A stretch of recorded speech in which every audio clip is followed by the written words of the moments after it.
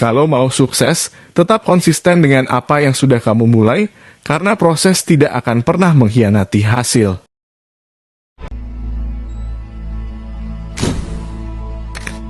Bagi saya, bangun lebih cepat adalah salah satu cara untuk memperoleh waktu lebih banyak agar bisa mengeksekusi banyak hal.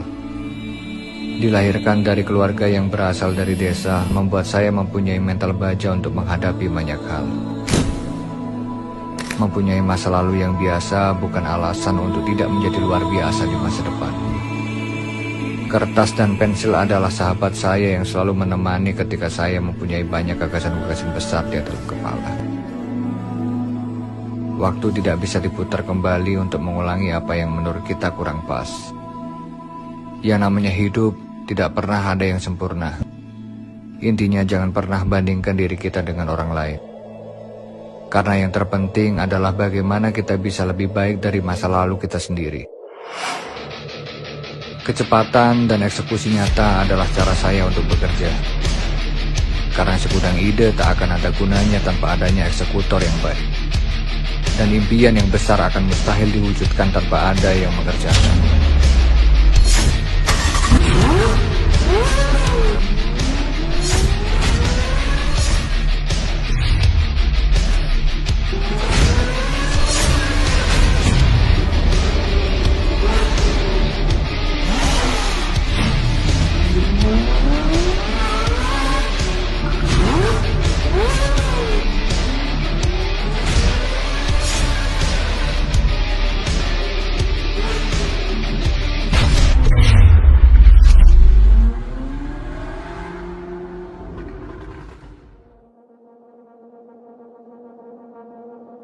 Saya percaya bahwa kekuatan yang saya dapatkan adalah titipan dari Tuhan.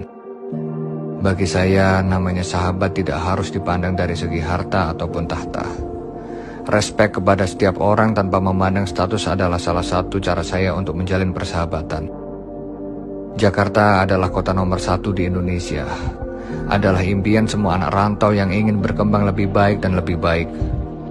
Adaptif adalah sifat yang wajib dimiliki para pengusaha untuk bisa tahan di semua badai. Karena yang namanya hidup tidak mungkin selalu berjalan mulus. Bagi saya lebih baik dicaci teman sendiri daripada dipuji seorang menjilat. Jalan yang saya lalui tentu tidak mudah.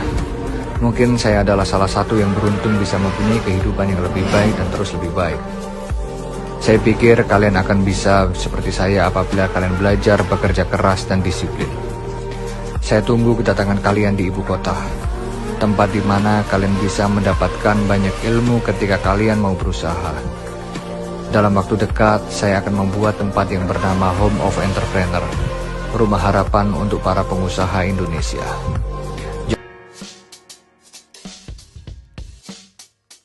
Perjalanan Tom Lee Wafa. Kresi Rit Surabaya.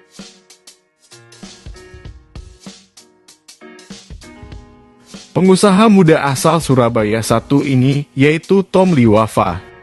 Selain beliau dikenal sebagai Kresi Rit Surabaya, ternyata siapa sangka dulunya Tom merupakan penjual stiker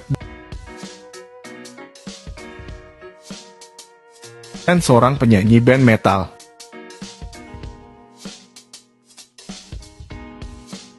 Pria kelahiran 1993 ini lahir di Mojokerto dari keluarga sederhana.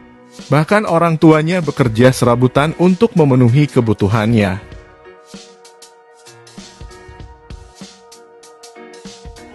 Boleh nggak diceritain ini umur berapa sih? Terus mulai bisnisnya gimana? Nih saya dengar-dengar ini mulai dari nol ya. Dulu gondrong ya. Gondrong. Iya. Jadi gini Cak Bas, sebenarnya banyak kan teman-teman yang kemudian bertanya, opo dari nol temenan gitu. Nah, mana? Iku akeh sing takon jari ngono. Iya, makanya. Jadi ya teman-teman semua, saya pikir kalau misal kita pengen membuktikan sesuatu itu harus ada gambar dan foto ya kan. Nanti bisa ditampilkan di sini bahwa memang ini adalah foto-foto saya, ya kan. Bisa dilihat nanti teman-teman nambahin slide. Tolongnya ditambahin slide ya. Yes, jadi di sini bisa lihat bahwa inilah dulu saya hancur apa ya kan. Karena dulu kalau misal saya ke Jakarta, Cak, saya ingat benar ke Jakarta bahwa saya di sini tuh sampai dulu itu foto-fotoan di Monas, di Bundaran HI. Saya kan nggak ada duit. Iku numpak apa iku? Iku tuh Pak waktu itu sepur. Jadi kereta pada waktu itu masih kita itu tanpa ada kursi ya. Iya. Jadi kalau misal kita tiket ya kan, begitu kita udah duduk di situ, kemudian kita ke toilet, kursinya udah terisi orang. Jadi kayak gitu. Terus Jadi ya makan segala macam ya di dalam kereta itu ya kan, orang-orang bungkusan segala macam, dan perjalanan bisnisnya cukup suram pada waktu itu. Kita nggak ngomong bisnis ya, waktu itu cuma jualan stiker. stiker Iya. apa itu? Stiker apa? Stiker band. Stiker band. Jadi buat teman-teman semua pasti tahu kok stiker band, bahwa saya dulu band-band metal ya. Itu masih belum nikah ya? Belum merit, belum. Belum merit itu masih awal-awal ya? Awal-awal di Jakarta dulu itu teman-teman ya. Teman-teman. Tapi aku orangnya yang kalau misal kemudian mau datang ke suatu tempat itu pasti ada purpose, ada tujuan. Tujuannya jelas. Waktu itu networking. Kebetulan stikerku pada waktu itu di Jakarta itu lumayan digemari dan banyak yang order. Kemudian ada event namanya Hammer Sonic pada waktu itu. Sekalian nonton nonton konser, sekalian juga networking. Networking ya. Saya nggak biasa untuk langsung berjualan gitu enggak ya? enggak. Networking penting ya. Jadi aku biyen niku gak duit duit rek, sumpah gak duit duit, gak punya duit, dan di sini aku nggak mati akal. Jadi beberapa orang di sini yang memang jualan stikernya itu lumayan laku ya, tak deketin. Karena harga di Jawa Timur sama Jakarta tuh beda. Pasti jauh lebih murah Jawa Timur. Jadi bela-belan punya visi membawa nih, wah kalau di Jakarta cuannya lebih gede. Cuannya lebih gede. Jadi akhirnya jualannya stikernya di Jakarta, dan memang terbukti sangat laris. Jadi pada waktu itu bisa dibilang 50-50. 50% jualannya di Jakarta, 50%-nya dijual bisa dibilang seluruh Indonesia. Nah, tapi kok bisa mikir waktu itu kenapa Jakarta gitu? Ya, ada istilahnya land of hope ya, tanah harapan ya. Jadi kayak Amerika itu juga kan tanah harapan bagi negara-negara kecil lainnya. Jadi jualan stiker, habis jualan stiker, jualan kaos. Karena ke Jakarta, teman-teman di Jakarta jualan kaos kok enak ya. Padahal kalau misalnya aku tanya, aku lihat bahan apa segala macam, ya akhirnya ke teman yang bisa nyablon. Belum ada tempat sablon sendiri. Ya masih inilah maklon ya. Istilahnya beli-belikan sendiri, beli ini sendiri, dicetak. Ya udah, habis gitu mulailah untuk jualan di Jakarta, di pasar Jakarta, bikinnya di Surabaya, pasar Jakarta, dan ternyata lancar lagi. Habis itu dilanjut lagi bisnis fashion. Pada waktu itu Handmade Shoes by Del Fashion dan segala macam. Yang Handmade Shoes by itu kan lumayan ngetop itu. Udah punya istri belum? Itu pada waktu itu memang Handmade Shoes by dibikin bersama pacar. Oh, itu masih belum nikah. Istri sekarang. Jadi pacaran belum, masih pacaran. Ya. Pacaran udah mikirin bisnis itu. Pacaran udah mikirin bisnis. Luar biasa nih. Iya. Tapi waktu pacaran terus langsung ke bisnis itu. Akhirnya ke ya? bisnis fashion. Karena gini, sebenarnya bapakku ini kan ada jahitan ya, ada beberapa mesin jahit lah ya di rumah, dan aku nggak pernah mau ngembangin itu. Karena kenapa? Yang digarap dari dulu itu tas cewek apa segala macam, nggak laki bos. Wong aku wonge gondrong, sewangar, tatoan. Ya masuk totolan kowe ngono ya gak masuk blas, ya masuk blas, ya keren lah. Kan biasa lah darah muda ya. Sing pokoknya sing keren ya iku sing didol. Akhirnya begitu sama istri, ternyata istri ini potensi dia untuk jualan itu luar biasa. Padahal istriku dulu, Cak. Istriku wajur wong biyen. Tajam dalam arti apa? Dulu itu dia itu kerja di ekspedisi pengiriman barang pakai nyatet-nyatet. Admin. Iya, admin. Dan itu gajinya kalau dulu ya 650.000 kalau nggak salah. Gaji waktu itu. Wajur. Jadi ya aku bilang, ayolah jualan online segala macam. Nah, itulah online itulah. Jadi ketika kita sekitar tahun 2010-an kan online sudah lumayan bagus ya. Udah mulai menanjak lah ya. Iya, itulah yang kemudian saya berpikir waktu itu gini, Jabas. Kalau misal online ini bisa dilakukan dengan baik, kita kayaknya nggak perlu deh sampai ke Jakarta. Bahkan kita besar di sini pun udah cukup, udah enough gitu loh. Jadi ya wes, semua pokoknya by online. Ngembangin online dari zamannya Kaskus, dari zamannya dulu itu toko bagus segala macam ya. Akhirnya menjadi besar di situ. Waktu itu belum ada toko masih. Masih waktu itu lah ini uniknya. Saya selalu punya toko, meskipun tokonya di gang. Oh, jadi waktu itu online dapat, toko masih ada. Gini buat teman-teman semua ya, aku bagi tips bahwa kalian kalau misal mau menjadi besar ya kalian harus berani gambling. Gambling itu di banyak hal. Gua dari zaman miskin pun udah mau modal bos, jadi ada intinya tekor yang tersohor. Lu kalau misalnya jualan, ya udah lu all out harus ada tokonya. Itu sebagai bentuk tanggung jawab lu. lu punya tanggung jawab lebih besar ketika kemudian effort yang dihasilkan lebih besar. Kali kemudian. Iya, jadi kalau misal apa ya, gua pribadi dari dulu bisnis sekecil apapun kantornya harus ada, bisnis sekecil apapun investasinya harus ada. Harus ada yang dilihat lah ya. Harus Kalau lah, online kan harus. mana toko nih? Gua Ono. nggak pernah nggak nyetok barang dari dulu. Gua selalu nyetok barang, even itu dikit, Yes. tapi gua pasti nyetok. Kenapa? Karena itu bagian dari tanggung jawab. Jadi akhirnya yaitu bisnis di bidang fashion dan kemudian menjadi ya lumayan lah. Marketplace-nya cuma Kaskus doang, sosial medianya Facebook ya waktu itu. Jadi kalau misal orang mau beli juga ada foto tokonya. Meskipun kalau misal di foto kan di dalam ya. Iya. Kalau di luar ya ganggan. Tapi minimal ono pajangan Minimal lah ya. ada pajangan. Minimal Oke. ada pajangan. Itu berapa lama sampai bisa jadi kayak sekarang ini, Cak? Sebenarnya gini ya. Kalau lu kemudian bisa menemukan formulanya, itu bisa terjadi dengan sangat cepat. Jadi gua selalu ngomong kepada ya adik-adik junior lah, tak bilangin, maksudnya kayak investasi terbaik itu adalah investasi pertemanan, investasi yang terbaik, investasi experience. Lupakan lu nabung duit.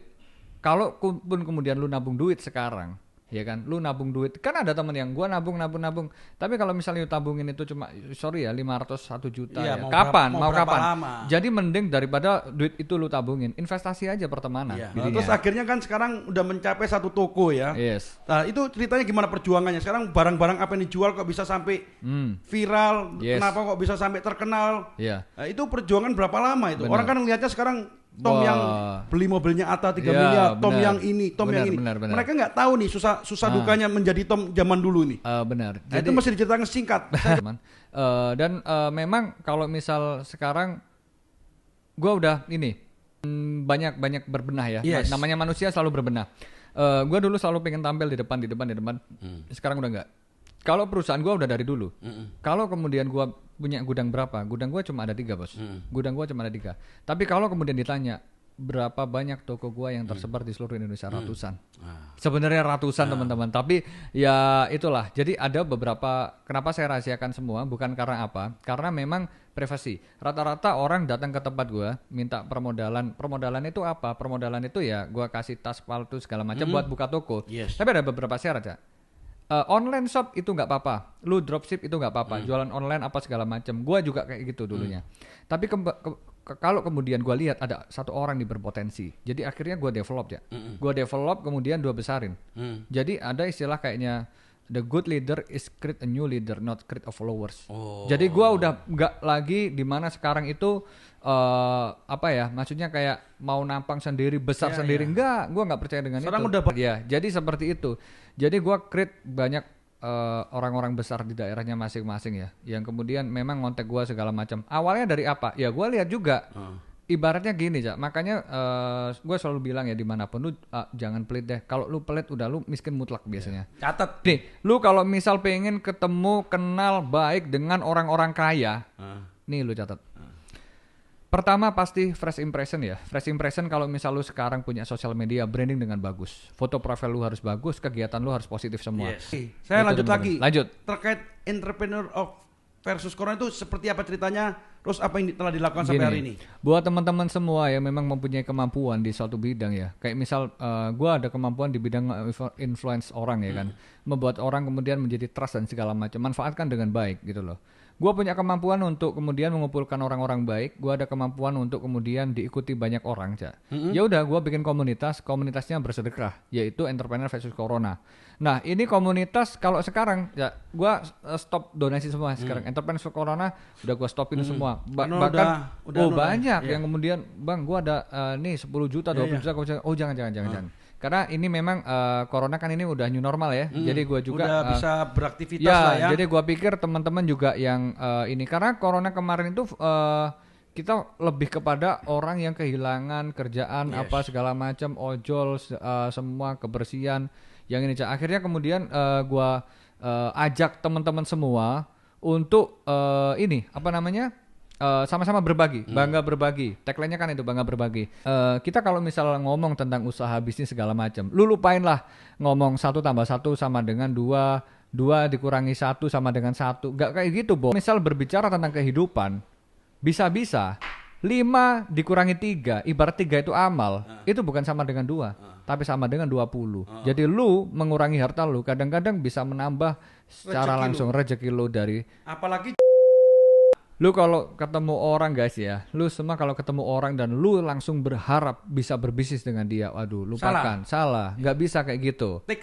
Take time. Jadi memang kita harus ada waktu lah, chemistry segala macam harus dibentuk. Ya. Tapi sekali kemudian lu bisnis sama temen lu tadi, ya pasti kan lu totalitas. Langgeng totalitas, kita ngomong ancur-ancuran di awal. Yes. Jadi kemudian hari ketika ada masalah apapun ya udah biasa. Jadi memang semua ada resiko. Kita hanya bisa meminimalisir resiko, tapi tidak bisa menghilangkan resiko itu 100%. Jadi ya tetap lu harus apapun itu harus teliti, rajin, finance apa segala macam, marketing ya. Lu harus jago juga di situ. Dan kalau misal lu emang orangnya jago di marketing tapi nggak jago di finance ya kolaborasi lah. Kalau misal lu pandai untuk bikin produk something segala macam research and development. Cari yang marketing. Ya, cari marketing, cari strategi planner. Jadi ya itu memang kolaborasinya fungsinya itu sebenarnya.